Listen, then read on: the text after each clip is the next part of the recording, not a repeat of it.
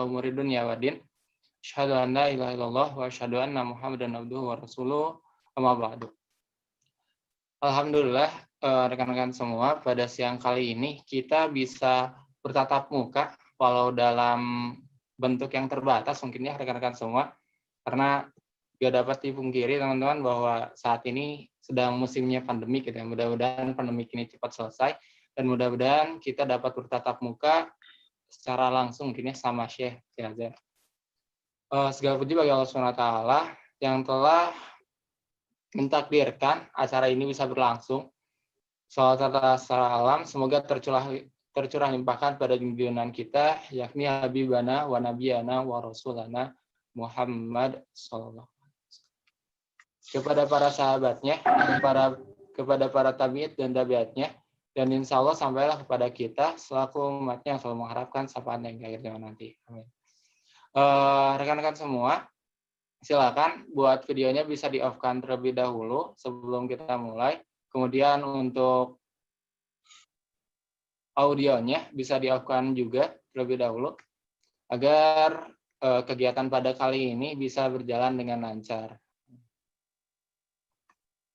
Kemudian rekan-rekan semua, adapun susunan acara pada kesempatan kali ini, pertama perkenalan, kemudian yang kedua ada pembukaan, yang ketiga ada penjelasan singkat tentang program, kemudian yang keempat ada penjelasan tentang donasi program ini, yang kelima nanti ada pembacaan CV dari Syekh Yazid sendiri, kemudian ada masuk ke materi inti intinya, bakal ngobrol-ngobrol kesempatan kali ini.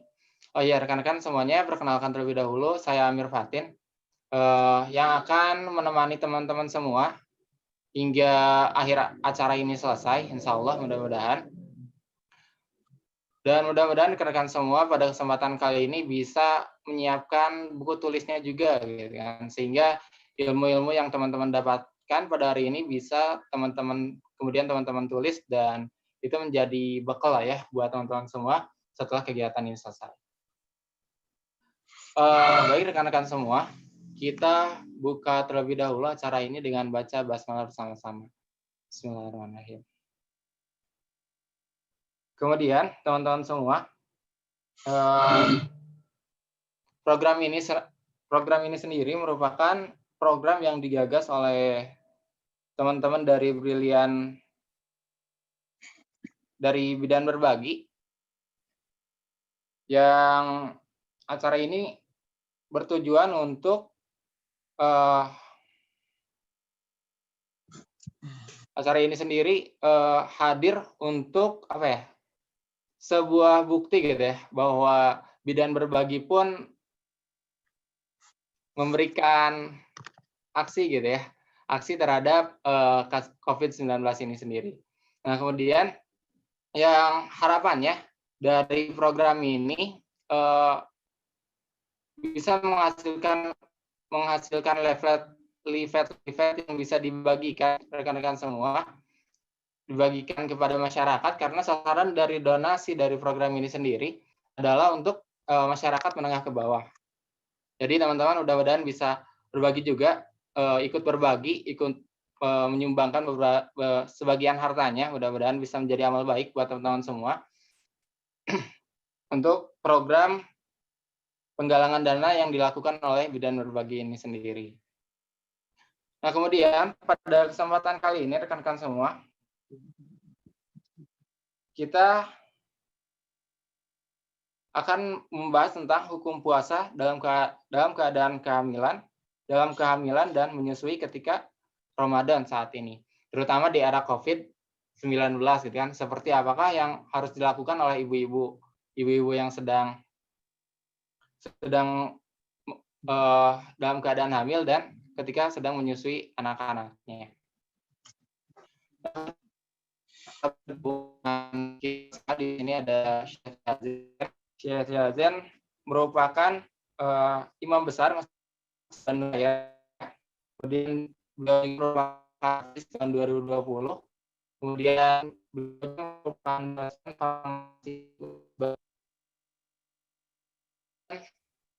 ya, follow aja IG-nya Syekh Yazan. untuk perkenalan lebih lanjutnya. Itu secara singkat tentang Syekh Yazin.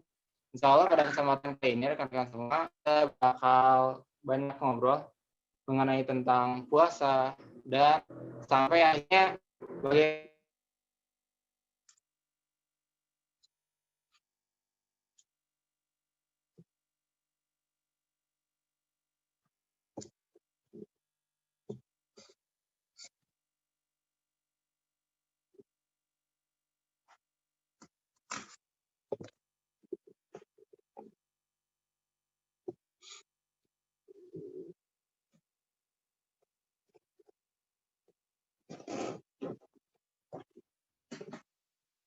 Mohon maaf sebelumnya rekan-rekan semua ada gangguan teknis sehingga tadi harus live dulu sebentar. Oke, untuk selanjutnya kita ngobrol-ngobrol langsung dengan Syekh Yazin. Assalamualaikum Syekh. Waalaikumsalam warahmatullahi wabarakatuh. Nah, suaranya ada? Gimana kabarnya Syekh? Alhamdulillah, alhamdulillah. Suaranya ada. Alhamdulillah. Gimana Syekh kabarnya Syekh? Alhamdulillah, bikhair. Antum gimana kabarnya? Sehat? Alhamdulillah. Sekarang posisi di mana nih? Sebentar, saya bawa headset biar lebih jelas. Iya, silakan Syekh. Ayo rekan-rekan,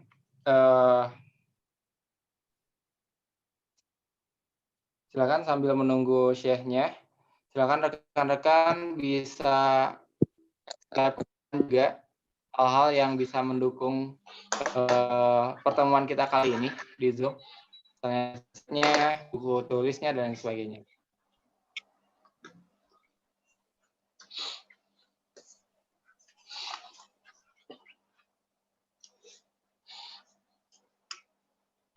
Oke, rekan-rekan semua, sedikit ini dulu ya. Mungkin pada kesempatan kali ini bisa dibilang memang nggak semua banyak gitu ya, banyak dari ibu di antara ibu-ibu yang lain gitu ya.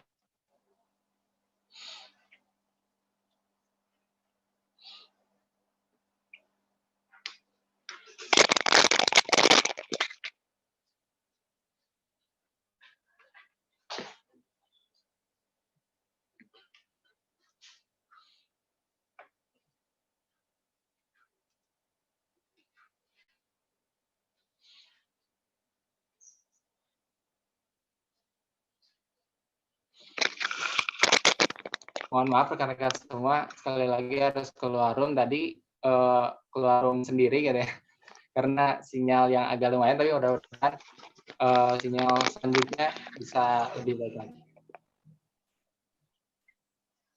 Nah, kemudian saya sudah siap.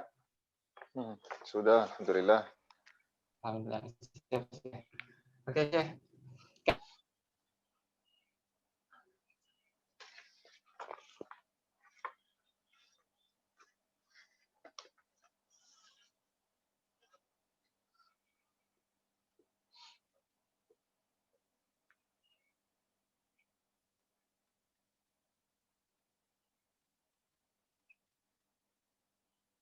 Oke, mohon maaf rekan-rekan semua yang agak bagus dari sebentar. Oke, Syekh, langsung saja mungkin ya kita bahas tentang yang pertanyaan-pertanyaan yang sering dipertanyakan gitu ya. Itu puasa itu ada apa aja sih gitu ya? Macam-macam puasa itu ada apa aja gitu kan? Nah, Masya Allah. Bismillahirrahmanirrahim. Wassalatu wassalamu ala Muhammadin wa ala alihi wa sahbihi ajma'in. Alhamdulillah wa syukurillah. Kita bisa bertamu sama ibu-ibu, sama akhi dan ukhti yang dalam majlis yang mubarak ini. Walaupun kita jauh-jauh, kita secara online, kita dipertemukan oleh Allah Subhanahu wa taala supaya kita dapat ilmu yang bermanfaat. Ilmu medis, ilmu agama, ilmu yang terkait dengan kondisi kita sekarang di bulan Ramadan, itu semuanya insya Allah termasuk ilmu bermanfaat dan juga ilmu yang mendekatkan kita semua kepada Allah Subhanahu wa taala. Nah, kita sedang sekarang puasa, masuk bulan Ramadan, puasa. Nah, kenapa kita puasa? Kenapa kita disuruh Allah Subhanahu wa taala untuk berpuasa? Hanya untuk lapar, hanya untuk haus, atau ada tujuan-tujuan yang lain. Sebenarnya ibu-ibu yang dimuliakan Allah Subhanahu wa taala, itu tujuan daripada puasa itu sangat besar, sangat besar. Seperti apa? Ada banyak tujuan-tujuan. Yang pertama, ada seseorang datang kepada Rasulullah sallallahu alaihi wasallam dan bertanya kepada Rasulullah, sahabat itu namanya Abdullah bin Umar, bertanya kepada Rasulullah sallallahu alaihi wasallam, "Ya Rasulullah, dullani ala amalin yakunu lahu faidatun fid dunya wa fil akhirah." Ya Rasulullah, tolong beritahu saya tentang satu amalan, kalau saya melakukannya, saya dapat manfaatnya di dunia dan juga di akhirat. Nah, seringkali kalau kita melakukan ibadah, itu pasti manfaatnya di akhirat. Tapi sahabat ini minta amalan, amal saleh. Kalau dia melakukannya, maka dia akan dapat pahalanya di dunia dan juga di akhirat. Rasul sallallahu alaihi wasallam bersabda dan menunjukkan Ibnu Umar ini, sahabat Ibnu Umar, dia berkata, "Alaika bis-shaum", jagalah puasa. Karena ada manfaatnya di dunia dan juga ada manfaatnya di akhirat. Para ulama berkata, bahwasanya manfaatnya di dunia akan menjadikan kesehatan kita lebih kuat, imunitas kita lebih tinggi. Nah, jadi manfaatnya di dunia itu luar biasa dan juga manfaatnya di akhirat juga itu luar biasa. Nah, manfaatnya di dunia apa? Kesehatan kita menjadi lebih kuat, lebih sempurna di bulan Ramadan. Ada banyak penelitian-penelitian yang mendukung hakikat ini. Penelitian yang membuktikan bahwasannya kecerdasan kita akan meningkat. Banyak penelitian-penelitian yang membuktikan bahwasannya puasa ini salah satu alasan yang bisa membuat seorang wanita lebih subur, yang membuat seorang lebih aktif, yang membuat seorang lebih menurunkan berat badan. Itu banyak manfaatnya. Apalagi yang akhir-akhir ini ada banyak eh, penelitian-penelitian yang membuktikan bahwasannya puasa ini salah satu hakikat dan salah satu amalan yang membuat sistem kekebalan kita lebih kuat. Nah, di zaman corona sekarang, puasa ini sangat dibutuhkan. Tapi harus kita mengerti bagaimana cara kita berpuasa secara sehat. Ini supaya kita dapat manfaat pertama, yaitu manfaat di dunia. Dan juga ada manfaatnya ya, akan di akhirat. Manfaatnya di akhirat itu juga luar biasa itu. Dalam hadis yang sahih, Rasul sallallahu alaihi wasallam bersabda, barang siapa yang berpuasa satu hari karena Allah Subhanahu wa taala, maka akan dijauhkan dari neraka jahanam 70 tahun. Wah, luar biasa. Kalau kita hanya puasa satu hari di luar bulan Ramadan, maka kita akan dijauhkan dari neraka jahanam 70 tahun. Kalau kita puasa Senin dan Khamis, kalau kita puasa 6 hari Syawal, itu luar biasa ya pahalanya. Apalagi kalau kita puasa bulan Ramadan yang hakikatnya wajib, yang pasti yang wajib itu pahalanya jauh lebih besar daripada pahala sunnah.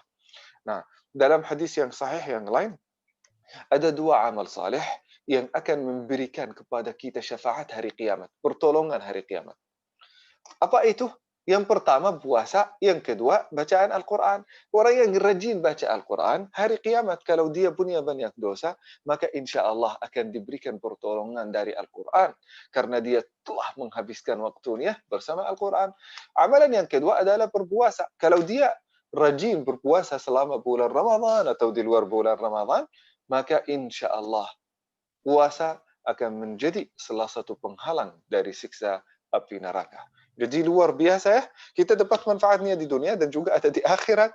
Ada juga yang lebih hebat lagi, satu bab, satu pintu di antara pintu yang paling utama di surga dikhususkan bagi ahli puasa yang sering suka kejar Senin dan Khamis, kejar Ayyamul Bid, kejar 6 hari Syawal, apalagi bulan Ramadan.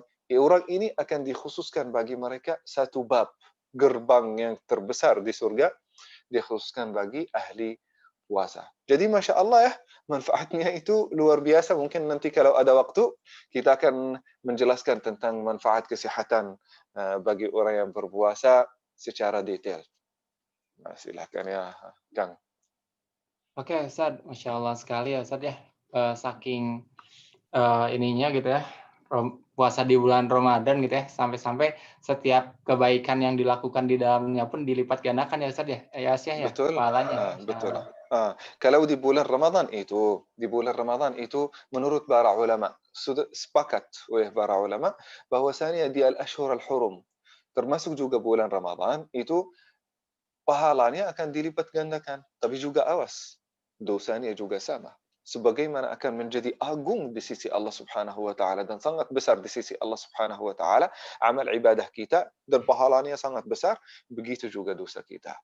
Saat kita melakukan dosa, bisa jadi akan dilipat gandakan. Jadi secara sopan atau secara orang yang beriman, kalau ingin mendekatkan diri kepada Allah Subhanahu wa taala harus ambil kesempatan pada bulan Ramadan. Karena di bulan Ramadan itu amal saleh sebagaimana antum bilang akan dilipat gandakan pahalanya dan juga kita akan dijauhkan dari bisikan syaitan dan jin. Jadi kalau kita puasa dan juga melakukan amal saleh di dalamnya, itu luar biasa khusyuknya dan tadabburnya dan juga perasaannya. Dan juga mungkin semua ibu-ibu dan bapak-bapak yang lagi nonton ini pernah mengalami itu saat kita berpuasa di luar bulan Ramadan itu beda sekali dibandingkan dengan puasa di bulan Ramadan. Saat kita juga beribadah, kita lebih khusyuk di bulan Ramadan. Kita lebih semangat berinfak. Kita lebih semangat untuk melakukan ibadah-ibadah yang lain. Kok kenapa itu? Karena tidak ada gangguan dari syaitan. Tidak ada bisikan dari syaitan. Nah, Masya Allah. Luar biasa sekali ya Syekh. Ternyata memang bukan hanya kebaikan yang lipat gandakan ya Syekh ya. betul Tapi ya, dosa betul. pun ketika melakukan dosa dilipat gandakan. Nah, Oke apalagi Syekh. kalau kita sekarang Selanjutnya. di malam-malam yang mubarak ini, ada malam yang 10 terakhir ini, bisa jadi salah satu malamnya adalah Lailatul Qadr. Bukan hanya bisa, pasti salah satu di antara malam-malam terakhir ini adalah Lailatul Qadr. Para ulama berkata, kalau kita hanya baca Al-Quran atau melakukan amal saleh selama 1 jam aja dalam malam ini, maka akan terhitung di sisi Allah Subhanahu wa taala seolah-olah kita melakukan amal saleh itu bukan 1 jam, terhitung di sisi Allah 8,3. Kalau kita hitung sepanjang malam itu, satu malam hampir 10 jam. 10 jam ini di sisi Allah Subhanahu wa taala sama dengan 83 tahun. Kalau 1 jam, 8,3 tahun. Wah, luar biasa. Kalau seorang melakukan amal saleh 1 jam, selama 1 jam, maka akan terhitung di sisi Allah Subhanahu wa taala sama dengan orang yang melakukan amal saleh selama 83 tahun tidak berhenti. Nah, dan juga orang yang melakukan dosa, orang yang melakukan hal yang tidak bermanfaat, maka seolah-olah orang yang melakukan dosa tidak berhenti selama 83 tahun atau 8,3 tahun. Nah, sesuai dengan waktu kita yang kita menghabiskan, kalau ada seseorang sudah menghidupkan malam sepenuhnya secara sempurna, maka Masya Allah ibadahnya itu di sisi Allah itu luar biasa. Apalagi kalau kita melakukannya ini setiap tahun. Masya Allah. Hmm. Syekh, kalau misalnya nih ya, kita kan masih punya sisa 8 hari lagi nih ya, berarti masih punya peluang yang besar ya saya ya, buat Nah, betul. mengoptimalkan di Ramadan kali ini gitu kan. Hmm. Walaupun di 22 hari ke belakang mungkin kerasa masih belum gitu ya. Nah, rekan-rekan semua masih bisa mengoptimalkan nih di 8 hari terakhir ini ya Syekh ya. Nah, Nah, biasanya betul Syekh ya. di untuk mengoptimalkan 8 hari ini Syekh, menurut Syekh bisa dioptimalkan seperti apa sih gitu? Nah, sebenarnya kita hanya yang tersisa dari bulan Ramadan itu tidak lama. Hanya 8 hari. 8 hari itu hampir 1 minggu. Dari hari ini sampai akhir bulan Ramadan. Itu bisa jadi bukan hanya 8 hari, 7 hari. Nah, jadi 7 hari ini akan berdampak positif sekali di dalam kehidupan kita kalau kita melakukan semua amal-amal yang bermanfaat di dalamnya. Amal seperti apa? Kan kita sudah puasa. Puasa itu di antara amal yang paling utama. Tapi ada amal yang lebih utama daripada puasa. Pernahkah ibu-ibu dan bapak-bapak bertanya kepada diri sendiri, kok kenapa kita harus puasa di bulan Ramadan? Kenapa Allah Subhanahu wa taala tidak mewajibkan bagi kita untuk berpuasa di bulan lain? Bulan Rajab misalnya, bulan Rabiul Awal, Rabiul Tsani. Kok kenapa di bulan Ramadan ya? Nah, karena Al-Quran diturunkan di bulan Ramadan. Nah, jadi kita melakukan puasa, melakukan semua ibadah-ibadah di bulan Ramadan. Bulan Ramadan ini jadi bulan yang mulia karena Al-Quran diturunkan di bulan Ramadan. Ah, amal yang paling utama di bulan Ramadan adalah membaca Al-Quran dan mentadarus Al-Quran dan mentadabburi Al-Quran. Nah, jangan sampai kita melakukan semua amal ibadah, tapi kita meninggalkan dan melupakan amal yang paling utama, yaitu membaca Al-Quran. Nah, bisa jadi kita sudah salat tarawih, sudah qiyamul lail, sudah mengikuti majlis ta'lim, kita sudah menuntut ilmu, tapi belum belajar Al-Quran. Orang yang melakukan ini adalah orang yang sangat rugi. Karena dia meninggalkan amal yang paling utama di bulan Ramadan, yang paling banyak pahalanya. Bahkan para ulama-ulama di antaranya Imam Syafi'i meninggalkan semua amal-amal, kesibukan mereka, dunia, segalanya. Mereka meninggalkan semua kesibukan supaya mereka fokus untuk membaca dan mentadabburi dan mengkhusyuk saat baca Al-Quran. Nah, jadi yang pertama ini, kalau kita ingin sukses dan ingin dapat manfaat 8 hari terakhir ini, jangan jauh dari Al-Quran. Usahakan untuk khatam Al-Quran sesuai dengan waktu kita. Walaupun kita khatam Al-Quran sekali aja. Sekali itu susah, Ustaz. Nggak apa-apa. Sesuai dengan kemampuan kita. La yukallifullahu nafsan illa usaha. Sesuai dengan kemampuan, mau baca 10 juz, silahkan. Mau baca 20 juz, silahkan. Tapi ingat, setiap kali baca Al-Quran, ingat yang paling utama saat membaca Al-Quran adalah mentadabburi Al-Quran. Dan juga saat kita sudah terlanjur untuk membaca Al-Quran dan mentadabburi Al-Quran, kita harus juga menjaga bacaan yang baik. Rasul sallallahu alaihi wasallam selalu menyuruh kita untuk selalu tartil. Tartil ini artinya membaca Al-Quran dengan baik. Bahkan Allah Subhanahu wa taala menyebutkannya di dalam surat Al-Muzammil, bal zid auzid alaihi wa rattilil Qur'ana tartila. Kalau engkau ingin baca Al-Quran, maka baca secara tartil. Jangan hanya sekedar menggerakkan lidah dan bibir. Itu bukan bacaan. Bukan bacaan. Tidak ada manfaatnya. Nah, khususnya kalau ada banyak kesalahan-kesalahan dalam bacaan. Kita harus memperhatikan bacaan yang baik, walaupun pelan-pelan. Sambil kita tadabbur, sambil kita khusyuk, sambil kita hayati. Ustaz, saya belum bisa baca Al-Quran. Nah, kalau belum bisa baca Al-Quran, tetap baca Al-Quran, tapi khususkan waktu untuk belajar Al-Quran sama imam masjid, sama ustaz. Tidak apa-apa ya. Dikhususkan waktu untuk belajar sama juga sambil membaca Al-Quran. Jangan berhenti baca Al-Quran dengan alasan belum belajar atau belum bisa baca. Nah, selain itu, baca Al-Quran, selain itu menghidupkan malam-malam Ramadan dengan amal-amal saleh seperti salat tarawih, jangan sampai ditinggalkan. Salat qiyamul lail, jangan ditinggalkan. Walaupun lama-lama, dijadikan lama-lama, panjang-panjang. Karena sebagaimana yang dijelaskan tadi, 1 jam terhitung di sisi Allah Subhanahu wa taala sama dengan 80 tahun, 8,3 tahun ya. Nah, ini kalau 1 jam, kalau sepanjang 1 malam itu luar biasa pahalanya di sisi Allah Subhanahu wa taala. Nah, qiyamul lail ini jangan sampai ditinggalkan ya, ibu-ibu yang dimuliakan Allah Subhanahu wa taala. Selain itu juga infak fi sabilillah. Selalu infak. Kita dijadikan puasa di bulan Ramadan supaya kita merasa kelaparan dan kehausan.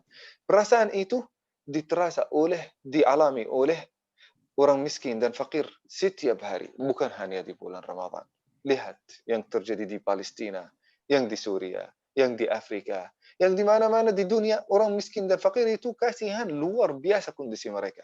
Jadi saat kita puasa di bulan Ramadan, ini kita dapat pelajaran dari Allah Subhanahu wa taala bahwasanya benar begitu susah orang miskin dan fakir yang bukan hanya meninggalkan makanan 1 hari, malah meninggalkan makanan beberapa minggu, 3 minggu, tidak ada yang masuk di dalam perutnya. Nah, jadi selain itu kita infak. Selain itu juga ibu-ibu, bapak-bapak yang dimuliakan Allah Subhanahu wa taala, kita berusaha untuk memperbanyak zikir kepada Allah Subhanahu wa taala. Jadi saat kita berzikir kepada Allah Subhanahu wa taala, itu pahalanya di sisi Allah sangat besar.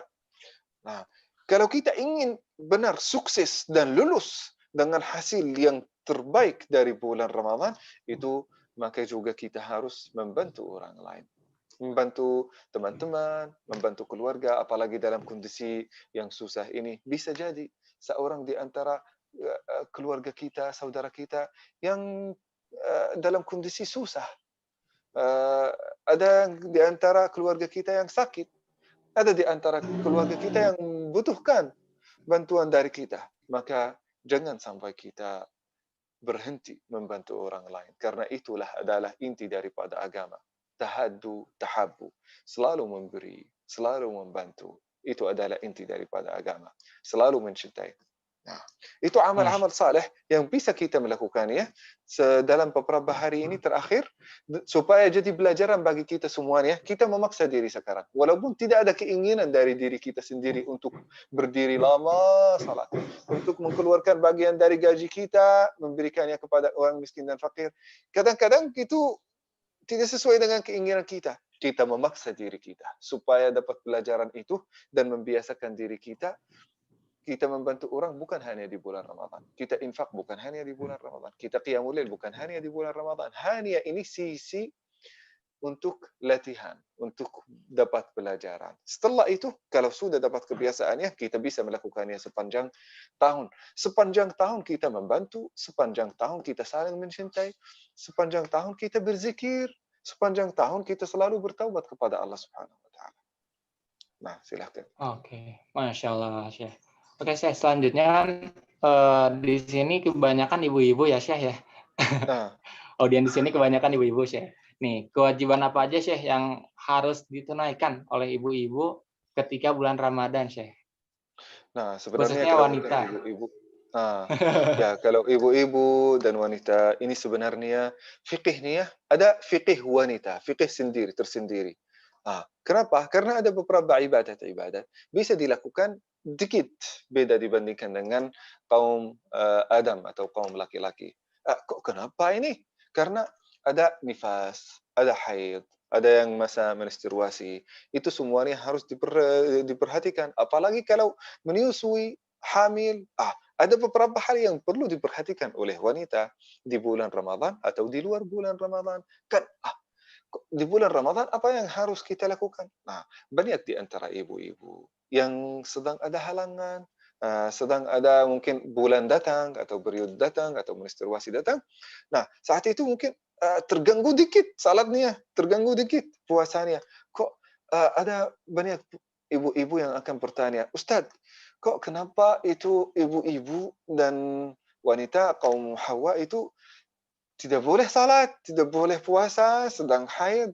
Kok kenapa itu? Kenapa dihalangi? Nah, sebenarnya tidak dihalangi. Tapi disuruh oleh Allah Subhanahu wa taala untuk istirahat dulu.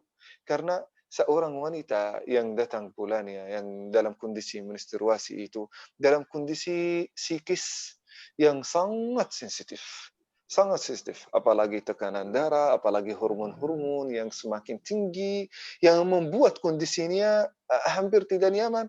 Kalau diberatkan lagi, diberikan uh, ibadah-ibadah yang cukup berat seperti puasa, seperti salat, ini seolah-olah menjadi keberatan bagi dia sendiri.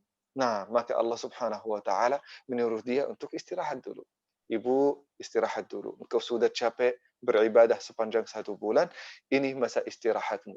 Sudah bantu untuk mendirikan anak, mendidik anak, selalu beribadah, puasa sepanjang 1 bulan. Ya udah 5 hari ini dalam setiap bulan istirahat bagi kamu. Ini di antara keutamaan, bahkan ini banyak di antara wanita-wanita yang menganggap ini kekurangan. Malah ini di sisi Allah Subhanahu wa taala suatu hal yang kelebihan yang diberikan kepada wanita untuk istirahat dulu. Karena engkau sudah mengalami banyak kesusahan dan banyak ibadah-ibadah yang engkau telah lakukan, maka ini waktu istirahat bagi kamu sendiri. Nah, dan juga dalam kondisi itu, kondisi ada halangan, maka jangan takut tidak ada pahala daripada puasa atau dari salat. Insya Allah akan diberikan kepada setiap ibu-ibu pahala yang sempurna seperti orang yang biasa. Itu hadis Anas bin Jabir, Rasul sallallahu alaihi wasallam pernah menyampaikan bahwasanya kalau ada seseorang lagi ada halangan untuk melakukan amal saleh, halangan yang syar'i, seperti safar, seperti lagi ada bulan, seperti ada halangan. Nah, maka dia akan dapat pahala seperti orang yang melakukan ibadah itu secara biasa. Nah, jadi jangan takut atau jangan khawatir bahwasanya tidak akan dapat pahala bulan Ramadan secara sempurna. Malah bisa menjadi lebih sempurna daripada orang yang puasa, khususnya saat kita mengalami banyak kesakitan, banyak kesulitan saat ada haid atau ada bulan atau mungkin menyusui atau hamil, kita mengalami banyak kesulitan. Kalau kita menjadikannya karena Allah Subhanahu wa taala, maka pahalanya di sisi Allah itu sangat besar. Karena dalam hadis yang sahih, Rasulullah sallallahu alaihi wasallam pernah bersabda, "Inna 'idhamil jaza min 'idhamil bala." Besarnya pahala itu bergantung pada besarnya cobaan. Kalau kita dapat cobaan dan kesakitan yang eh, cukup besar, maka insya Allah sangat besar pahalanya di sisi Allah Subhanahu wa taala. Apalagi ibu yang menyusui, ibu yang hamil itu karena bisa jadi tidak puasa, tapi pasti bisa melakukan banyak amal ibadah yang lain. Bisa berzikir, bisa baca Al-Quran, bisa sebagaimana yang disebutkan tadi, bisa sedekah, bisa selalu berdoa kepada Allah Subhanahu wa taala. Itu semuanya termasuk amal-amal saleh yang luar biasa, yang rugi sekali orang yang tidak melakukannya. Nah, banyak di antara ibu-ibu dengan alasan saya lagi ini ada halangan, lagi puasa, lagi menyusui, lagi hamil, tidak puasa, maka saya tidak akan melakukan amal-amal ibadah yang lain. Itu salah total ya ibu ya. Nah, kita hanya ada halangan untuk melakukan puasa dan juga salat. Sedangkan amal ibadah yang lain itu semuanya kita bisa melakukannya seperti orang biasa. Nah, ya itu yang perlu kita melakukannya karena bahkan ada itu kisah yang terjadi di zaman Rasulullah sallallahu alaihi wasallam. Ada beberapa orang datang kepada Rasulullah sallallahu alaihi wasallam. Ya Rasulullah, ada beberapa amal ibadah yang kita tidak bisa melakukan. Seperti apa? Kata Rasulullah sallallahu alaihi wasallam. Mereka berkata, seperti infak. Nah, seperti infak ini kami belum bisa melakukan ya Rasulullah karena kami orang miskin. Nah, seperti orang yang haid, ibu yang haid yang tidak bisa melakukan puasa atau melakukan salat. Nah, ya Rasulullah kami tidak bisa melakukan amal ibadah ini. Apa yang kita harus lakukan? Maka Rasulullah sallallahu alaihi wasallam menunjukkan kepada mereka pada satu sedekah dan amal yang luar biasa di sisi Allah Subhanahu wa taala. Rasul sallallahu alaihi wasallam bersabda, zikir itu sedekah yang sangat besar di sisi Allah Subhanahu wa taala pahalanya. Senyum, mencintai orang lain, berakhlak dengan baik, itu semuanya amal ibadah yang pahalanya di sisi Allah sangat besar. Ditambah di atas itu semua, puasa kita dan salat kita, insya Allah kita akan dapat pahalanya seperti sempurna. Jadi Masya Allah, ibu-ibu dan wanita itu sangat beruntung di bulan Ramadan.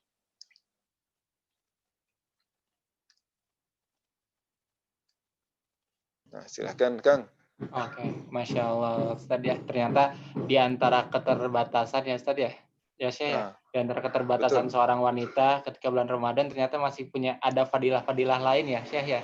Masya Allah, betul, betul, Masya Allah.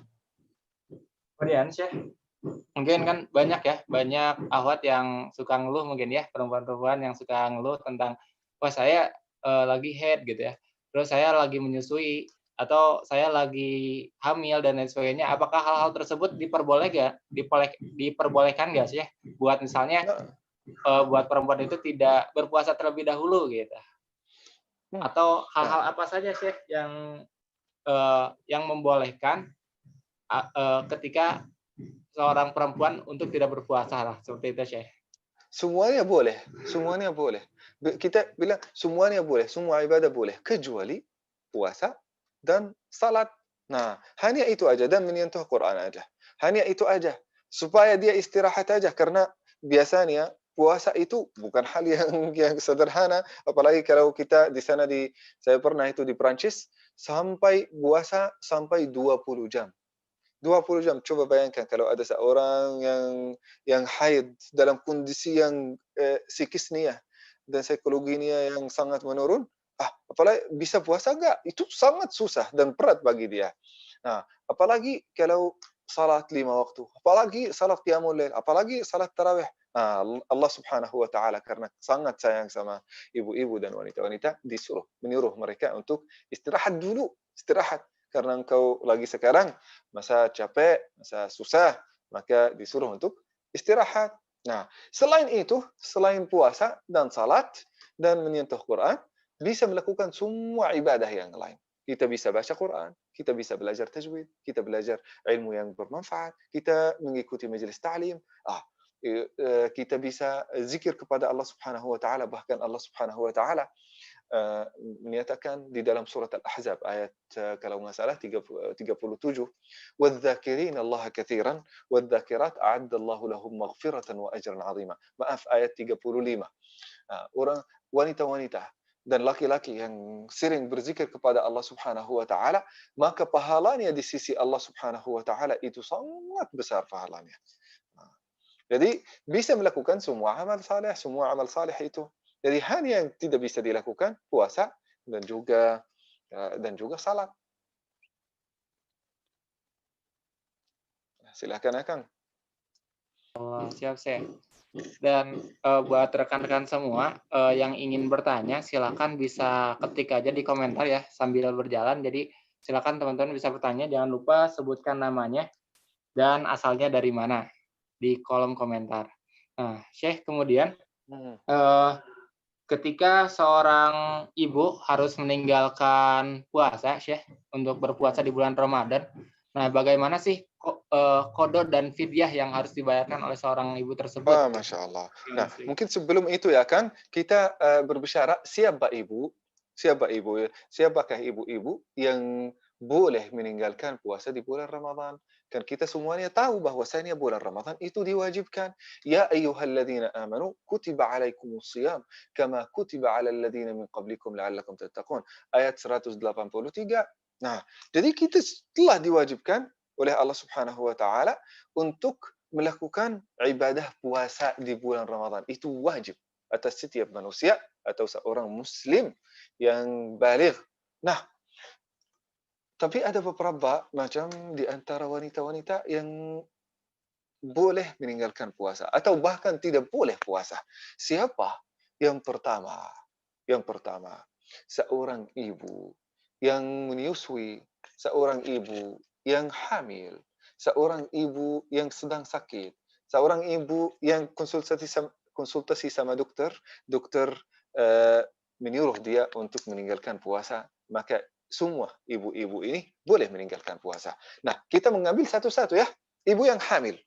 Ibu yang hamil kadang-kadang, kalau mungkin secara umum ya, kalau ibu yang hamil ini, ibunya sehat, makanannya sehat, punya kebiasaan yang sehat, maka pada umumnya insya Allah puasa di Indonesia yang mungkin hampir 13 jam ini tidak akan mempengaruhi kesehatannya kecuali kalau ada saran dari dokter. Nah, tapi ada ibu yang hamil yang punya kebiasaan tidak sehat. Makanannya juga tidak lengkap. Istirahatnya juga tidak cocok. Nah, maka ibu-ibu ini bisa jadi kalau dia puasa, maka itu akan muncul beberapa dampak-dampak yang buruk pada dirinya dan juga pada anaknya. Maka orang ini tidak boleh puasa. Bukan hanya boleh meninggalkan puasa, tidak boleh dia puasa. Karena aghlabudhan pada umumnya akan ada efek yang buruk pada dirinya atau pada anaknya. Bahkan para ulama berkata ini, pada dokter juga berkata, kalau seorang ibu yang hamil mengalami tekanan darah ada berubah lebih tinggi atau lebih turun, maka jangan puasa, tidak boleh puasa. Atau mungkin gula darah itu ada gangguan pada gula darah, maka juga tidak boleh puasa. Atau mungkin air kecilnya itu berubah menjadi lebih kuning, maka tidak boleh juga puasa. Nah, jadi atau juga berat badannya sudah turun, itu salah satu tanda-tanda yang sangat buruk yang harus kalau kita melihatnya harus meninggalkan puasa. Nah, supaya kita menjaga kesehatan diri kita sendiri sama juga menjaga kesehatan bayi kita. Nah, jadi ada yang ibu yang hamil yang boleh meninggalkan puasa, ada juga ibu yang hamil yang harus meninggalkan puasa. Yang harus meninggalkan puasa yang bisa puasa menjadi berisiko bagi dirinya sendiri atau bagi anaknya, orang ini tidak boleh puasa. Orang yang masih ada belum ada kepastian apakah akan berdampak positif atau negatif puasanya, maka ini diperbolehkan untuk berpuasa atau meninggalkan puasa. Nah, ibu juga yang menyusui. Nah, bagaimana dengan ibu yang menyusui? Apakah boleh dia puasa atau tidak? Nah, ibu yang menyusui juga kadang-kadang kalau dia mengurangi makanan yang masuk ke dalam dirinya, maka itu bisa akan mengurangi kualitas susu dan ASI yang diberikan kepada anaknya. Nah, dalam kondisi ini, kalau benar-benar turun kualitas ASI, maka itu menunjukkan bahwasannya keharusan dan kewajiban untuk meninggalkan puasa. Nah, kalau tidak mempengaruh seorang ibu yang Masya Allah punya kebiasaan yang sehat, makanannya sehat, sahurnya, buka puasanya itu sehat, maka insya Allah tidak akan berdampak negatif pada dirinya sendiri dan juga pada bayinya. Nah, jadi perlu kita tahu ini, apakah boleh kita puasa atau tidak. Nah, dan juga supaya lebih lengkap lagi, kita berkonsultasi sama dokter.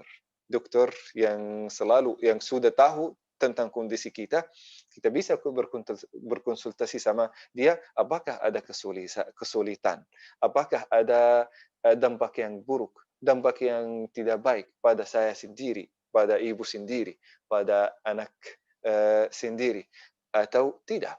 Kalau dokter menyarankan untuk tidak puasa, maka jangan puasa.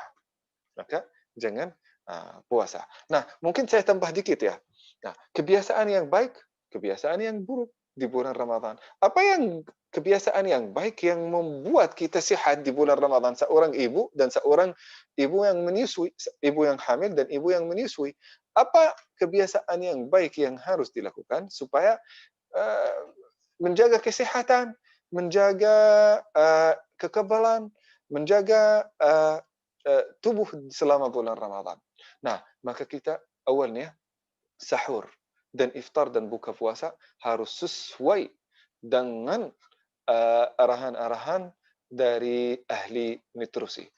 Mereka berkata harus kita makan protein yang cukup, harus terdiri juga dari karbohidrat yang sehat, harus juga terdiri dari lemak lemak yang unsaturated. Jadi supaya itu menjadi makanan yang sehat. Nah, kalau kita ingin buka puasa, maka selalu berusaha untuk buka puasa dengan kurma sama juga milk, sama juga susu. Itu insya Allah akan menjadi sangat sempurna dan untuk pencernaan kita akan sangat sehat.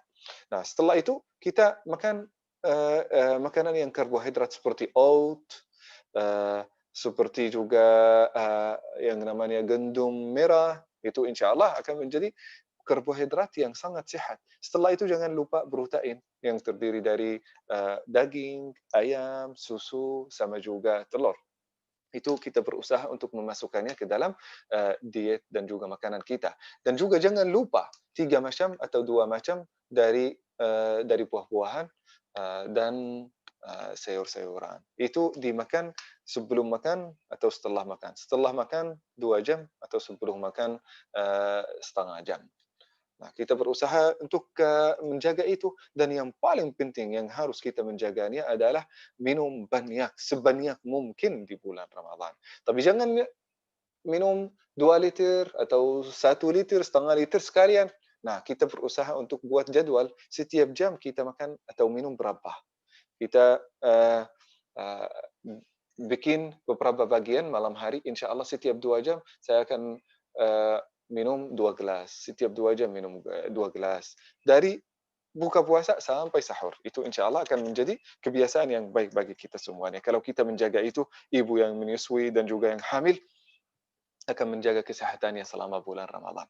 Nah, tapi sebagaimana yang disampaikan tadi, ada ibu-ibu yang boleh puasa, yang boleh membatalkan puasanya, ibu hamil atau menyusui, kalau itu akan berdampak buruk pada dirinya sendiri atau pada anaknya. Ada juga uh, ibu yang menyusui dan hamil yang boleh meninggalkan puasa, boleh, bukan harus, boleh meninggalkan puasa. Bahwasanya ibu yang dalam kondisi sehat, tidak berdampak buruk atau berisiko bagi dirinya atau pada anaknya. Nah, itu kewajiban puasa di bulan Ramadan. Nah, Akang juga bertanya, kalau dia membatalkan puasanya, bagaimana cara qada? Bagaimana dia harus kafarah? Bagaimana dia bayar fidyahnya? Ini perlu kita menjelaskan di sini.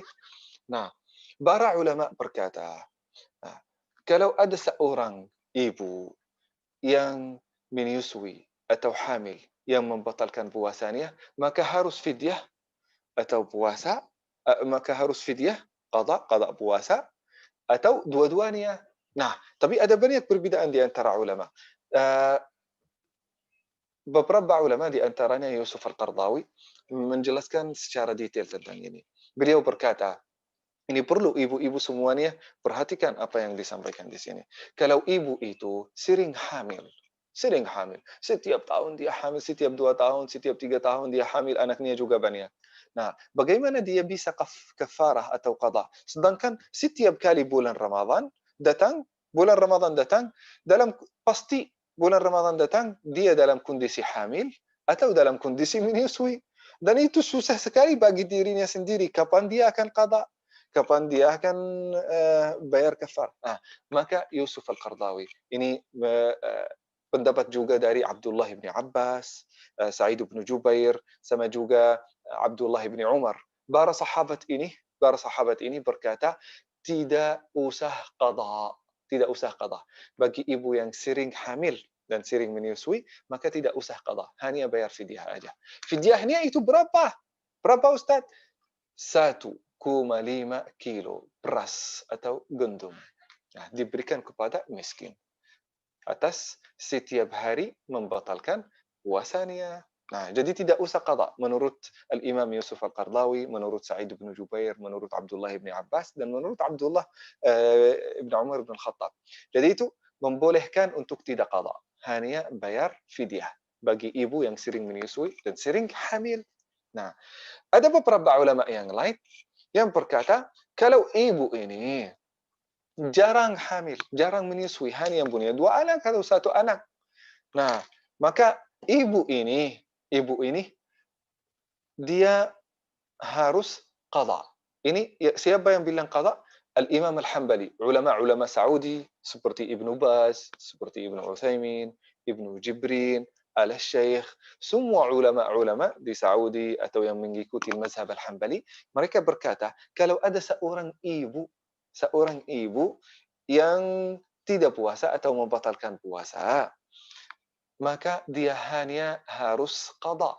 Dia membatalkan puasa 5 hari, maka dia harus qada puasa di luar bulan Ramadan 5 hari. Dia membatalkan puasanya selama 1 bulan, maka dia harus mengqada dan puasa 30 hari di luar bulan Ramadan. Nah, ini Imam Al-Hambali. Nah, sedangkan Imam Syafi'i di sini di Indonesia, beliau berkata, kalau ibu ini yang jarang jadi menyusui atau hamil, maka dia harus qada dan bayar kafarah dua-duanya. Nah, kenapa ini? Kenapa Imam Syafi'i? Beliau memberikan kepada kita beberapa detail. Kalau ibu ini tidak puasa atau membatalkan puasanya, gara-gara dirinya sendiri, dia takut karena dia lagi diabetes, lagi tekanan darahnya tinggi, lagi ada banyak gangguan-gangguan pada kesehatannya, dia takut mungkin kesehatannya akan turun, dia takut pada dirinya sendiri. Maka dia harus hanya qada aja. Kalau dia tidak puasa atau membatalkan puasanya di bulan Ramadan, maka harus qada. Seperti Imam Al-Hambali yang tadi.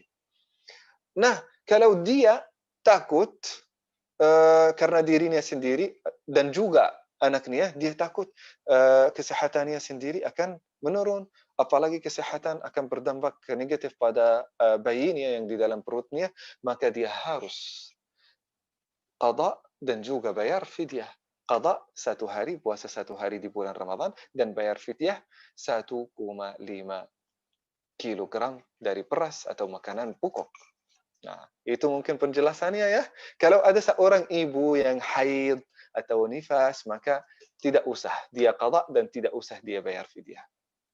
Maaf ya, kalau tidak usah dia bayar fidyah, dia harus qada. Kalau ada seorang ibu, saya ulang lagi ya, seorang ibu yang haid dan nifas, maka tidak usah dia bayar fidyah, dia hanya qada aja. Masya Silah. Allah, Syekh. Luar biasa.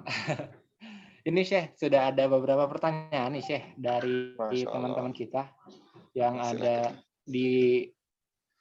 ada yang dari Batam juga Syekh, ada yang dari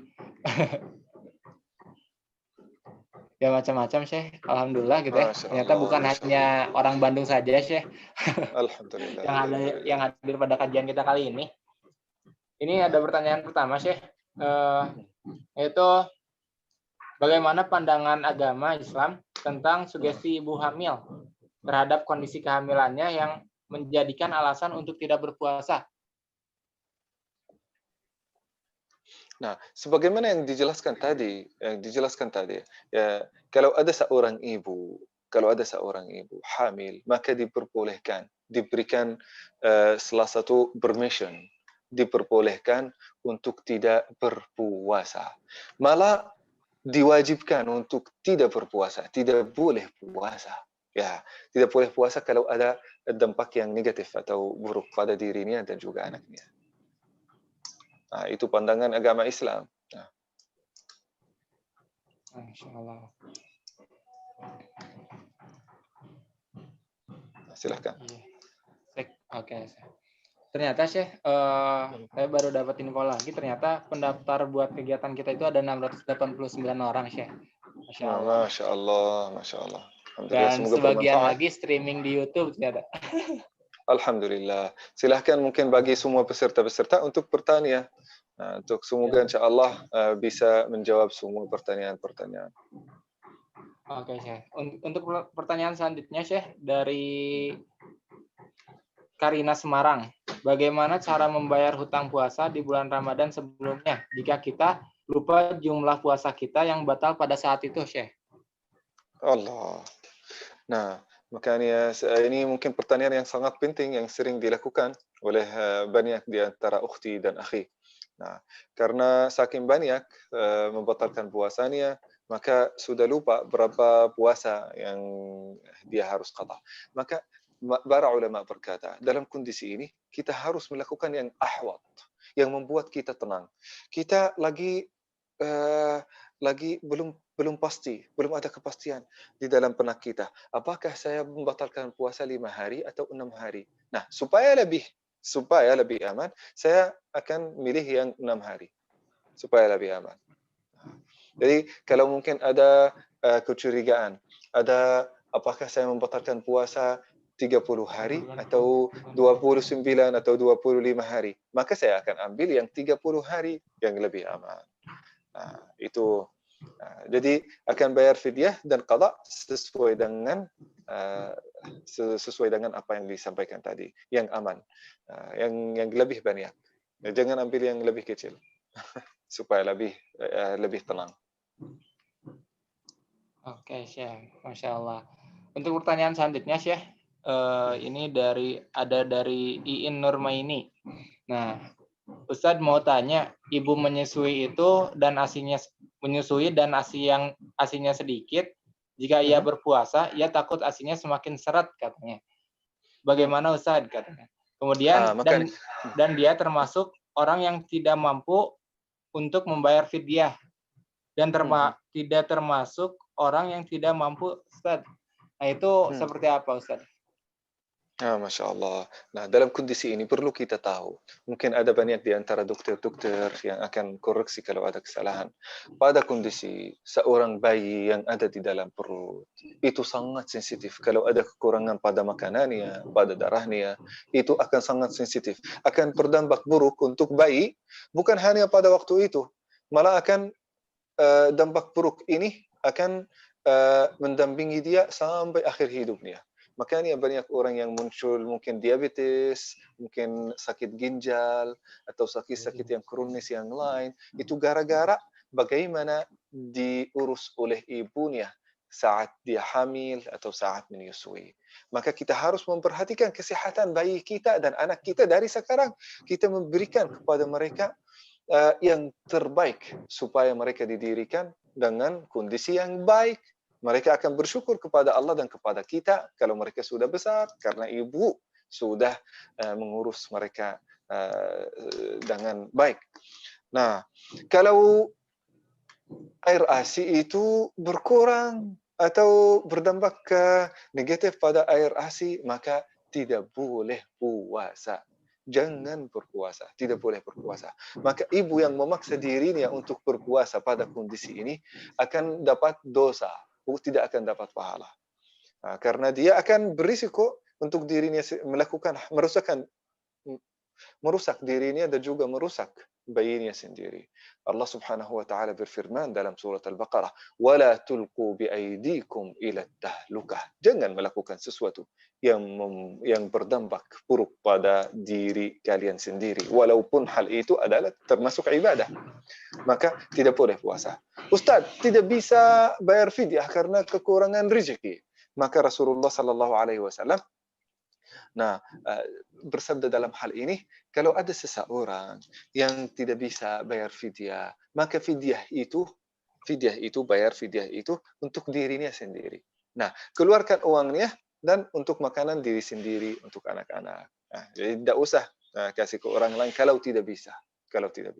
Tapi kalau bisa dan Allah Subhanahu wa taala yang tahu kemampuan kita, kalau bisa berikanlah itu karena tidak terlalu mahal kan.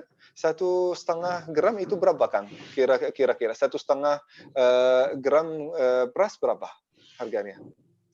1,5 gram tuh paling sekitar 20 ribuan Ustaz paling. 20 ribuan ya. 20 ribu atas. Tapi itu kalau masih berat maka tidak usah keluar fidyah itu diberikan kepada keluarga sendiri. Masya Allah. Jadi agama Islam itu agama yang sangat mudah, jangan menyusahkan diri kita sendiri. Apalagi Allah Subhanahu wa taala itu telah menyatakan di dalam Al-Qur'an, la yukallifullahu nafsan illa wus'aha. Jadi kita menjalankan ibadah secara tenang, kita menjalankan ibadah secara sehat, kita menjalankan ibadah secara bahagia, insyaallah itu akan berdampak positif bagi kita di dunia dan juga di akhirat di sisi Allah Subhanahu wa taala. Masya Allah. Kemudian ini ada pertanyaan lagi dari Ibu Holdi dari Batam. Ibu hamil yang sudah hamil tua, ada yang melakukan puasa hampir 1 bulan full dengan alasan untuk mengurangi berat badan si bayi. Anjuran dari dokter setelah USG hanya 1 hari tidak puasa. Apakah harus membayar fidyah atau harus mengganti puasanya, Syekh? Nah, sebagaimana yang disampaikan tadi ya. Nah, kalau ada seorang ibu yang sudah mengalami kekurangan berat badan anaknya di dalam perutnya, ibu yang hamil ya, maka tidak boleh berpuasa. Karena itu salah satu tanda yang sangat buruk. Kita harus memperhatikan itu ya. Kurang berat badannya berarti itu alarm bagi kita semuanya. Tidak boleh puasa. Itu ya, apakah kalau dia sudah tua banget dan susah sekali nanti akan mencari waktu untuk qada, maka dia bayar fidyah aja. Bayar fidyah 1,5 kilo atas setiap hari yang membatalkan puasanya. Tapi kalau ada kemampuan untuk berpuasa nanti, maka dia qada aja. Menurut Imam Al-Hambali, qada aja enggak apa-apa ya. Qada saja. Puasa saja ya. Kalau dia sudah mampu. Tapi menurut Imam Syafi'i dalam kondisi ini harus qada dan bayar kafarah karena dia takut ada dampak buruk pada orang lain yaitu bayi ini ya. Maka harus qada sama juga bayar fidyah. Oke, Masya Allah.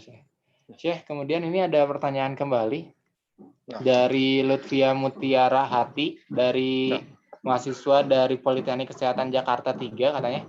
Kemudian dia bertanya, apa saja untuk dalil Al-Quran ataupun hadis yang terkait dengan ibu hamil dan menyusui agar lebih menguatkan keyakinan akan hal ini.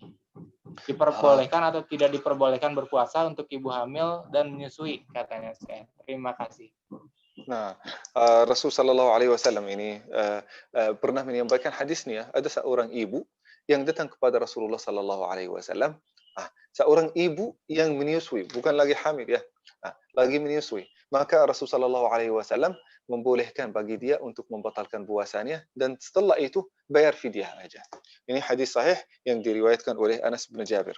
Yang di dalam Al-Quran Allah Subhanahu wa taala berfirman di dalam surat Al-Baqarah ayat 184. يا أيها الذين آمنوا كتب عليكم الصيام كما كتب على الذين من قبلكم لعلكم تتقون أياما معدودات فمن كان منكم مريضا أو على سفر فعدة من أيام أخر وعلى الذين يطيقونه فدية طعام مسكين فمن تطوع خيرا فهو خير له وأن تصوموا خير لكم إن كنتم تعلمون شهر رمضان الذي أنزل فيه القرآن هدى للناس وبينات من الهدى والفرقان فمن شهد منكم الشهر فليصم ومن كان مريضا أو على سفر فعدة من أيام أخر يريد الله بكم اليسر ولا يريد بكم العسر ولتكملوا العدة ولتكبروا الله على ما هداكم ولعلكم تتقون. Ini ayatnya di dalam Al-Quran. Nah, di dalam Al-Quran Allah Subhanahu wa taala di dalam ayat-ayat yang tadi Allah Subhanahu wa taala menyatakan bahwasanya orang yang tidak mampu atau ada halangan untuk berpuasa, maka untuk tidak berpuasa maka jangan berpuasa. Kalau sudah membatalkan puasanya di bulan Ramadan, maka kita harus bayar fidyah atau qada di luar bulan Ramadan. Jadi ada hadis ini ya dan juga ada ayatnya.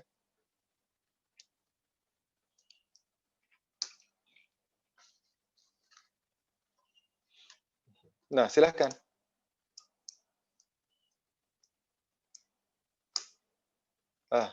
Gimana, Kang? Halo, Assalamualaikum.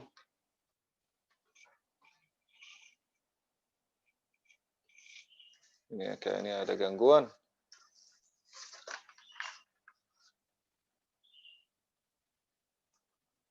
Assalamualaikum.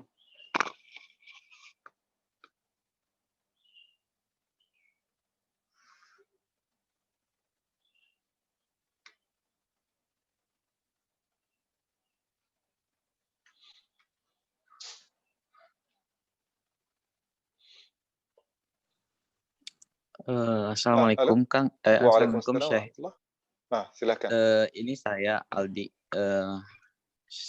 Kang Amirnya agak gangguan mungkin.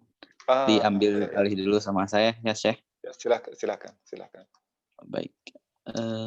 Ini Syekh pertanyaan. Mungkin lanjut saja ke pertanyaan selanjutnya ya Syekh. Nah, silakan.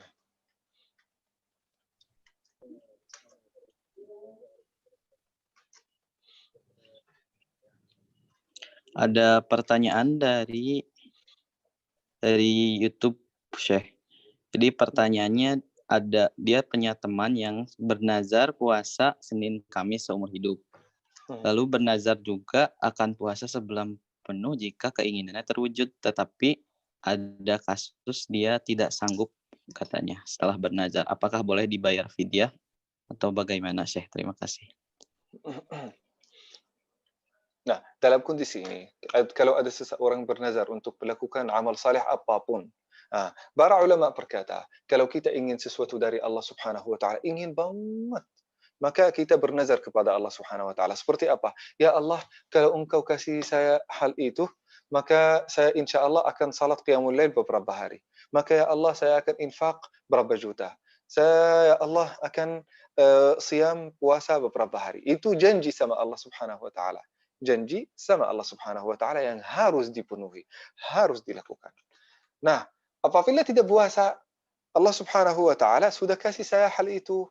Nah, sekarang kewajiban itu telah diberikan kepada saya, harus saya puasa. Nah, apa yang harus lakukan kalau saya tidak bisa puasa, tidak bisa memenuhi janji sama Allah Subhanahu wa taala? Nah, para ulama berkata tidak usah fidyah dan tidak usah juga puasa. Nah, karena itu karena ada halangan, kita tidak mampu. Tidak usah ada fidyah, tidak usah ada bayar apa-apa, tidak usah ada kita puasa sendiri. Karena kita tidak bisa, ada halangan. Nah, jadi santai saja Ibu, insya Allah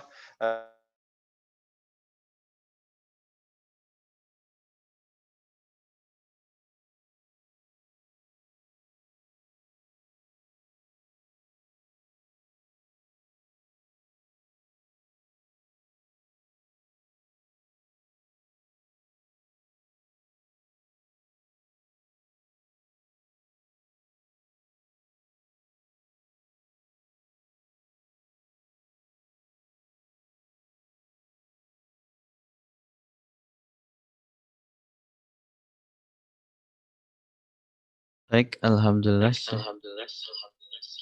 Halo Syekh.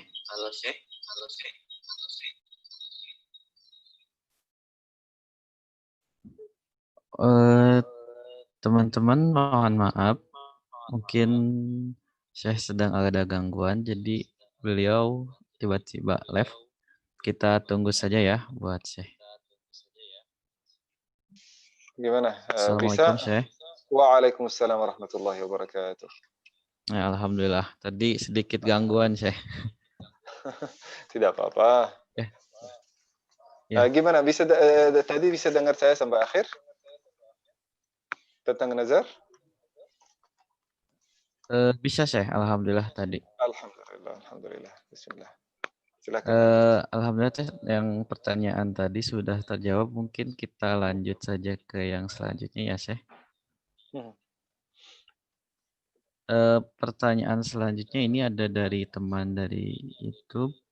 Syekh, untuk bayar fidyah, apakah dananya harus dari sendiri atau boleh dari suami atau orang tua kalau untuk Nah, membayar fidyah? sebenarnya untuk bayar fidyah itu yang tanggungnya suami sama istri. Nah, jangan hanya istri aja, jangan hanya ibu aja. Papa harus bayar fidyah. Tahu kalau qada itu ya ibunya sendiri. Tidak usah ada seorang yang qada atas ibu. Tapi kalau bayar fidyah itu bisa dari mana saja, terutama dari suami sendiri. Tapi lebih bagus itu kalau suami dan istri itu satu harta.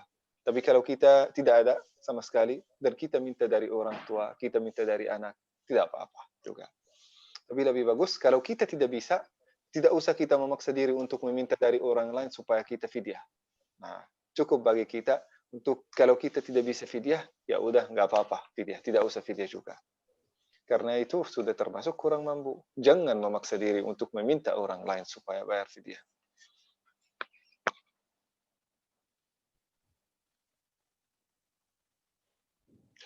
Gimana, ada gangguan lagi? Alhamdulillah Syekh, mungkin sudah terjawab. Alhamdulillah. Tidak ada. Ya. Ada pertanyaan lagi Syekh. Untuk yang selanjutnya ini ada dari Dwi Puspita. Kebetulan katanya beliau sedang menyusui dan anaknya laki-laki sehingga katanya kuat sekali. Jadi bagaimana cara menghitung fidyah yang ideal katanya agar saya tidak khawatir kurang membayar fidyah? Nah, sudah itu yang disampaikan tadi. 1,5 gram dari kilo. 1,5 kilogram dari beras atau mungkin gandum. Itu fidyahnya. Nah, itu yang pertama. Yang kedua, kita bisa dari gandum. Ada beberapa ulama berkata, mungkin kalau lebih mudah, kita mengundang orang miskin dan fakir sesuai dengan berapa yang kita mungkin tidak puasa atau membatalkan puasa kita 30 hari. Maka kita mengundang 30 orang untuk makan di rumah kita. Nah, atau di mana saja, yang penting diberikan makanan kepada mereka. Makanan untuk yang cukup untuk 1 hari buat mereka. Nah, jadi itu termasuk salah satu cara yang mudah untuk bayar fidyah. Baik, terima kasih Syekh. Alhamdulillah ini Kang Amir sudah join lagi. Kita Maaf, ini tunggu. gimana? Suara saya jelas dan terdengar? Sudah jelas Syekh. Alhamdulillah. Alhamdulillah. Kedengaran Syekh. Alhamdulillah. Alhamdulillah. Bismillah. Apa nih rekan-rekan semua banyak keluar mas.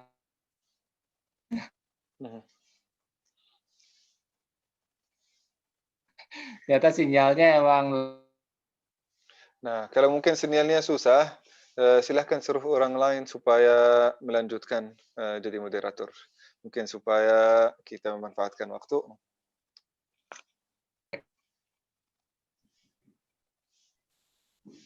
Cek kedengaran Syekh. Nah, suara antum putus-putus kan ya? Wah. Kang Aldi bisa bantu?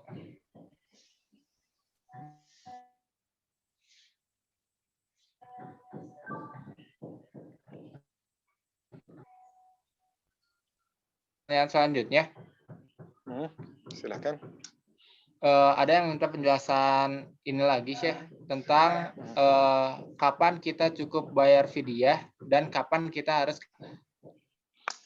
Nah, para ulama berkata kapan itu seharusnya secepat mungkin.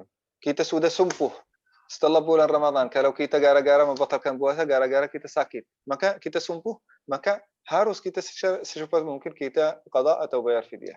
Nah, kalau lagi menyusui, lagi hamil, maka kita nunggu dulu, nggak apa-apa, jangan terburu-buru. Nunggu sampai anaknya sudah tidak butuh susu lagi, atau mungkin sudah kuat, sudah usianya lebih dari 1,5 tahun, sudah lebih kuat saat itu. Maka nggak apa-apa, mulai puasa, mulai qada. Nah, Aisyah radhiyallahu anha bahkan beliau kalau qada itu qada biasanya di bulan Sya'ban sebelum bulan Ramadan untuk tahun yang lalu. Nah, jadi tidak ada waktu tertentu, tapi para ulama berkata ada ketakutan bisa jadi kita meninggal dunia atau terjadi sesuatu sebelum kita melunas atau sebelum kita mengqada. Nah, supaya kita tidak termasuk seperti orang itu, maka kita berusaha untuk qada secepat mungkin. Nah, para ulama berkata, apakah kita kalau secepat mungkin kita mendahulukan puasa sunnah atau qada? Misalnya kita mendahulukan puasa 6 hari Syawal atau qada? Para ulama berkata, kita mendahulukan yang qada dulu. Kita mendahulukan yang qada dulu. Nah, itu menurut saya kita mendahulukan yang qada karena qada itu wajib, sedangkan puasa sunnah ya sunnah, tidak hal yang harus dilakukan. Silakan pertanyaan berikutnya. Oke, Syekh. Berikutnya ada, Syekh, dalam anjuran agama, apakah ada makanan tertentu bagi ibu hamil? Cek. Nah, sebenarnya secara agama tidak ada sama sekali. Tapi secara kesehatan ada. Secara agama hanya yang disebutkan oleh hadis, kita mulai dengan rutab, yaitu kurma. Kalau tidak ada kurma, kita makan air. Nah, jadi kita berusaha untuk menjaga itu di saat buka puasa. Tapi tidak ada di dalam agama Islam kita harus memakan makanan yang tertentu. Kalau tidak ada dalam agama Islam, maka rujukan kita sekarang adalah pada ahli nutrisi dan dokter. Jangan merasa keberatan untuk bertanya kepada mereka, karena mereka yang ahli dalam hal ini. Nah, mereka bisa jadi akan menyuruh kita untuk tidak memakan sesuatu yang banyak, yang sangat asin, yang sambal-sambal yang banyak ini dihindari. Harus juga mengurangi makanan-makanan yang membuat kita alergi. Kita semuanya tahu tentang makanan itu. Kita harus menjaga, memperhatikan kondisi kita. Kadang-kadang kalau ada seseorang punya hepatitis, penyakit hati, atau penyakit pencernaan, atau penyakit darah, maka itu harus diperhatikan. Ada makanan-makanan tertentu yang harus dihindari. Makanan itu bisa jadi menjadikan tekanan darah itu lebih tinggi atau lebih rendah. Itu semuanya harus diperhatikan dan juga berkonsultasi sama dokter. Apalagi di zaman corona sekarang harus benar-benar dijaga kesehatannya. Kalau ada ketakutan dikit untuk kesehatan bisa menurun, maka jangan puasa dulu. Karena apapun yang membuat sirkulasi darah kita yang ada di dalam tubuh kita itu turun dikit, maka itu akan mengurangi sistem kekebalan kita. Kalau sistem kekebalan kita turun, bisa jadi kemungkinan kita kena virus corona itu lebih besar. Maka harus itu semuanya diperhatikan. Oke.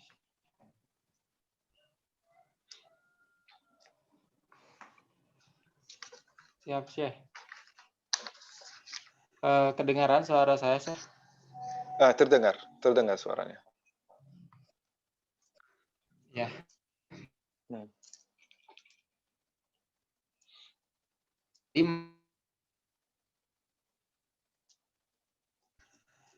Kedengaran masih ingin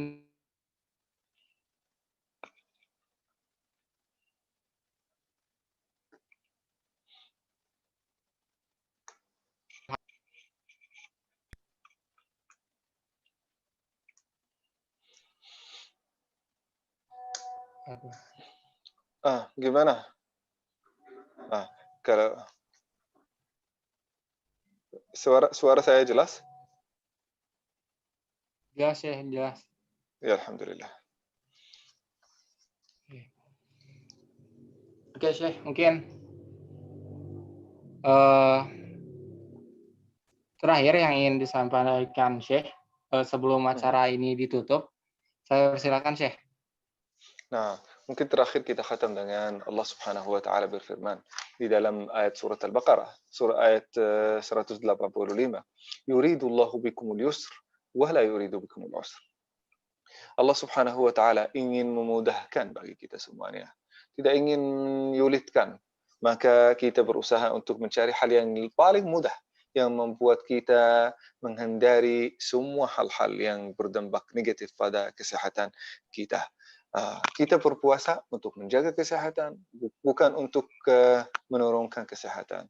Maka kita harus memperhatikan semua kebiasaan-kebiasaan yang baik yang bisa kita lakukan di bulan Ramadan, supaya kita lulus dari bulan Ramadan, pahalanya sempurna dan juga kesehatannya sempurna. Ada satu lagi ya, ibu-ibu yang dimuliakan Allah Subhanahu wa taala. Nah, kita sebentar lagi akan lulus dan keluar dari bulan Ramadan. Banyak di antara ibu-ibu yang mungkin menyusui dan lagi hamil dan ada halangan, tidak bisa puasa atau tidak bisa salat. Kalau ibu menyusui dan hamil itu harus tetap salat. Tapi ada ibu-ibu yang ada halangan, ada bulannya, menstruasi, maka tidak boleh salat, tidak boleh puasa. Itu tidak berarti kalau kita tidak boleh puasa, tidak berarti kita meninggalkan kewajiban-kewajiban yang lain. Tidak berarti kita meninggalkan semua amal-amal saleh yang lain. Malah kita bisa melakukan amal ibadah yang luar biasa di sisi Allah Subhanahu wa taala, pahalanya yang sangat dahsyat bagi kita semuanya kalau kita menjaga niyah. Dalam beberapa hari yang akan datang ini akan ditentukan siapa yang benar-benar hubungannya sama Allah Subhanahu wa taala itu sempurna, siapa yang tidak. Siapa yang mencari alasan supaya tidak melakukan ibadah, siapa yang tidak. Siapa yang sangat rindu untuk melakukan ibadah kepada Allah Subhanahu wa taala, siapa yang tidak. Nah, orang yang beriman, walaupun dia ada halangan, tapi hatinya masih terikat sama Allah Subhanahu wa taala, dia akan berusaha melakukan ibadah semampunya. Berzikir banyak, membaca Al-Quran banyak, berusaha untuk belajar ilmu yang bermanfaat itu banyak. Dan kita berusaha sekarang, ibu-ibu sekarang lagi ramai, banyak di antara ibu-ibu yang mengikuti majelis ta'lim. Ibu dokter mengikuti majelis ta'lim, seorang peneliti mengikuti majelis ta'lim, seorang dosen mengikuti majelis ta'lim. Semuanya mengikuti majelis ta'lim, itu agama. Menuntut ilmu agama itu bagus di sisi Allah Subhanahu wa taala, pahalanya sangat besar. Tapi ilmu yang terbaik di sisi Allah Subhanahu wa taala sesuai dengan bidang masing-masing. Ibu bidang, seorang bidang, ilmu yang bermanfaat bagi dia yang akan dapat pahalanya dari Allah Subhanahu wa taala adalah ilmu kebidanan. Seorang dokter, ilmu kedokteran, seorang peneliti, penelitian, seorang arsitek, maka ilmu arsitek itu ilmu yang paling mulia di sisi Allah Subhanahu wa taala bagi setiap orang masing-masing. Nah, ilmu agama itu penting sesuai dengan ibadah-ibadah yang kita lakukan. Seperti apa? Saya lagi puasa, belajar tentang fikih puasa. Saya lagi salat, belajar tentang salat. Tidak usah belajar yang lebih dalam lagi. Yang lebih dalam lagi itu orang yang sudah ahli agama, serahkan kepada ahli agama. Kita belajar sesuai dengan kebutuhan kita saja. Kalau kita punya waktu lebih dari itu, kita memperhatikan keluarga kita. Kita memperhatikan bidang kita sendiri. Kita memperkuat diri kita dalam bidang kita masing-masing. Tidak usah bagi seorang dokter menghabiskan waktunya dari pagi sampai malam ikut kajian, ikut majelis ta'lim, ikut kajian ilmu agama. Tidak usah. Ilmu yang paling mulia di sisi Allah Subhanahu wa taala untuk seorang dokter adalah kedokteran. Ilmu yang paling mulia untuk setiap orang dalam satu bidang adalah bidangnya sendiri. Nah, jadi itu yang saya ingin mungkin sampaikan kepada ibu-ibu yang mudah-mudahan insyaallah dimuliakan oleh Allah Subhanahu wa taala. Masya Allah. Jazakallah khair, Ustaz Syekh, atas materinya pada hari ini. Afwan Jidan mungkin banyak banyak problem di teknis Syekh, tapi mudah-mudahan tidak mengurangi keberkahan pertemuan kita pada kali ini. Dan sekali lagi terima banyak dan rekan-rekan semua, sesi di mana kita foto bersama. Silakan rekan-rekan semua bisa menyalakan videonya, masing-masing nyalakan videonya. Silakan bisa dinyalakan videonya rekan-rekan semua.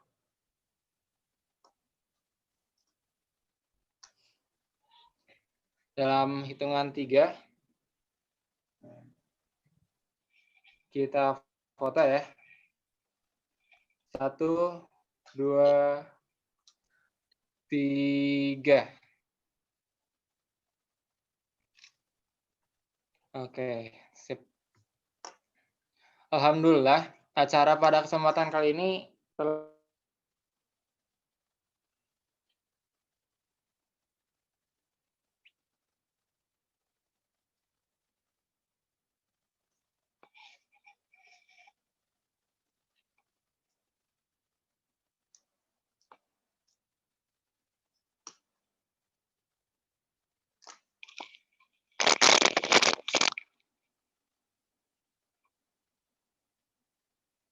dalam poster, semuanya akan mendapatkan free electronic certificate dengan ketentuan pertama, mengisi absensi setiap sesi, kedua, mengikuti semua sesi 100% dan atau 80%, yang ketiga, berpartisipasi dalam open donasi yang dilakukan oleh Bidan Berbagi untuk gotong royong lindungi kesehatan ibu dan anak dari COVID-19, yaitu bantu edukasi COVID-19 dengan nominal seikhlasnya. Dan yang keempat adalah mengisi lembar evaluasi. Kami berharap kita bisa bekerja sama dengan baik untuk sama-sama menyukseskan acara ini dan bersama kita lawan COVID. Paling seperti itu rekan-rekan semua. Terima kasih. Mohon maaf bila banyak salah kata dari saya atau bahkan tadi banyak keluar masuknya. Mudah-mudahan teman-teman nggak kapok buat terus mengikuti webinar ini gitu ya.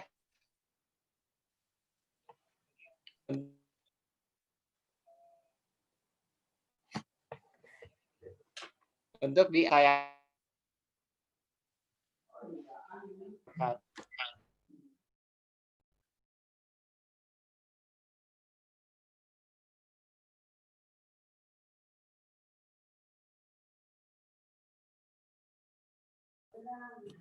Baik, halo teman-teman. Mungkin Kang Amir ada gangguan lagi. Jadi buat teman-teman, terima kasih banyak atas partisipasinya.